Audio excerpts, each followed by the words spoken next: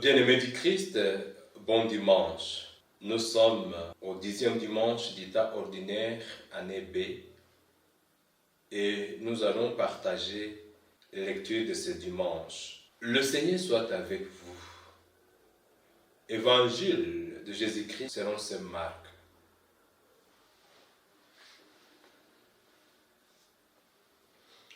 Jésus entre dans une maison où de nouveau la foule se rassemble, si bien qu'il n'était pas possible de manger. Sa famille, l'apprenant, vint pour se saisir de lui, car ils affirmaient, il a perdu la tête. Les scribes, qui étaient descendus de Jérusalem, disaient, il est possédé par Belzéboul, c'est par le chef des démons qu'il expulse les démons.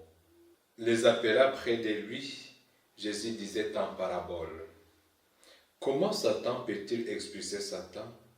Si un royaume se divise, ce royaume ne peut pas tenir. Si une famille se divise, cette famille ne pourra pas tenir.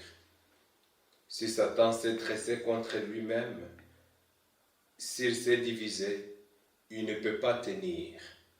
C'en est fini de lui. Mais personne ne peut entrer dans la maison d'un homme fort et piller ses biens s'il ne l'a d'abord ligoté. Alors seulement il pillera sa maison. Amen, je vous le dis. Dieu pardonnera tout aux enfants des hommes, tous les péchés et tous les blasphèmes qu'ils auront faits.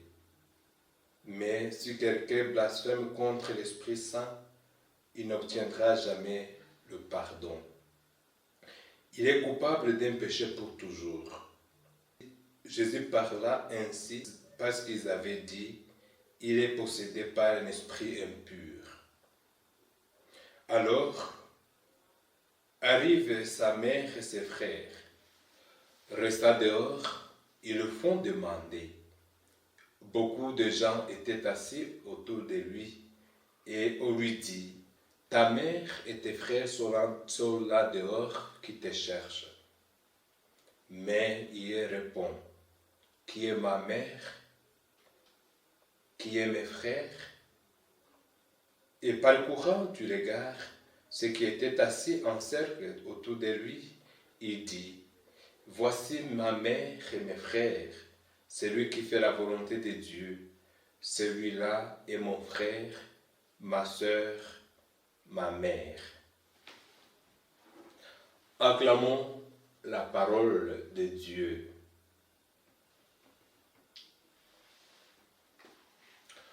Bien-aimés du Christ, les lectures que l'Église de notre Mère soumet à notre méditation en ce 10e dimanche du temps ordinaire, année B, reviennent sur la lutte contre le Satan qui divise et sème le mal.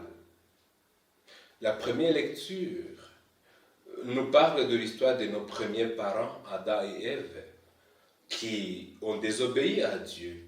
La deuxième lecture nous invite à endurer les épreuves avec espérance. Et l'Évangile montre que Jésus a vaincu le Satan pour nous. Ce qu'il nous demande est de faire la volonté de Dieu. Bien-aimés du Christ, la première lecture, tirée du livre de la Genèse, nous parle de la désobéissance de nos premiers parents. Ce récit confirme que le mal ne vient pas de Dieu et qu'il est extérieur de l'homme. Tout ce que Dieu fit était bon. Alors, d'où vient le mal? Saint Augustin dit que le mal est l'absence du bien. Dieu a tout créé dans l'ordre, mais les humains ont tout désordonné en se laissant attirer, piéger par la tentation du diable. Leur péché réside dans le fait de vouloir atteindre le bonheur et vouloir se réaliser sans l'intervention de Dieu. Ils ont cru qu'ils seraient plus heureux en découvrant eux-mêmes ce qui est bon, plutôt que mettre leur confiance en Dieu. Il nous arrive aussi d'agir ou de réagir comme Adam et Ève quand il s'agit de reconnaître nos chutes et nos péchés. L'homme accuse la femme et celle-ci accuse le serpent. Ils n'assument pas les conséquences de leurs actes et ne reconnaissent pas les responsabilités. En fait de compte, Dieu maudit le serpent et promet la victoire et le salut à la race humaine. Dans la deuxième lecture, Saint Paul apôtre nous encourage à endurer les épreuves du moment présent en espérant la gloire éternelle que Dieu nous réserve grâce à la mort et à la résurrection de son Fils Jésus-Christ.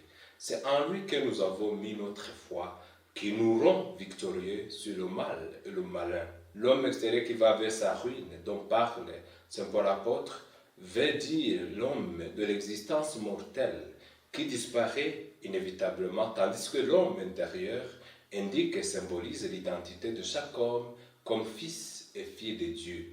Nos yeux fixés vers l'espérance et la foi sur la vie nouvelle en Christ, nous entrons dans le combat contre le Satan et nous sortons vainqueurs. Dans l'Évangile, le scribe attribue à Satan ce qui est l'œuvre de l'Esprit Saint et qui vient de lui. Par là, il s'exclut de ceux qui attendent le salut et se charge d'un grand péché qui ne peut leur être pardonné. Ils blasphèment contre l'Esprit Saint et sont coupables du péché pour toujours, parce qu'on ne peut pas connaître Dieu et recevoir la grâce et le pardon de Dieu sans le secours de l'Esprit Saint.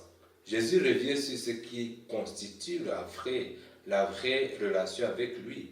Ce n'est pas par le sang, mais bien par l'accomplissement de la volonté de Dieu. D'aucuns pensent à tort qu'il a renié sa mère, alors que personne sur terre n'a fait la volonté de Dieu que la Vierge Marie.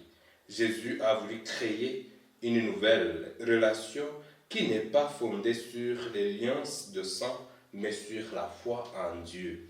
Que Dieu nous donne la force de lutter contre Satan et de vaincre tout ce qui nous empêche de voir en Jésus notre Sauveur, venu nous délivrer et nous donner la vie par son Esprit. Que notre vie soit une vie toujours habitée par l'Esprit Saint, toujours prête à accomplir la volonté de Dieu dans notre vie. Que Dieu nous donne la grâce de faire toujours sa volonté. Bien-aimés, Christ, merci pour votre aimable attention. Je vous souhaite un très bon dimanche. Le Seigneur soit avec vous. Que Dieu Tout-Puissant, bon amour et miséricordieux vous bénisse et vous protège, le Père, le Fils et le Saint-Esprit. Amen.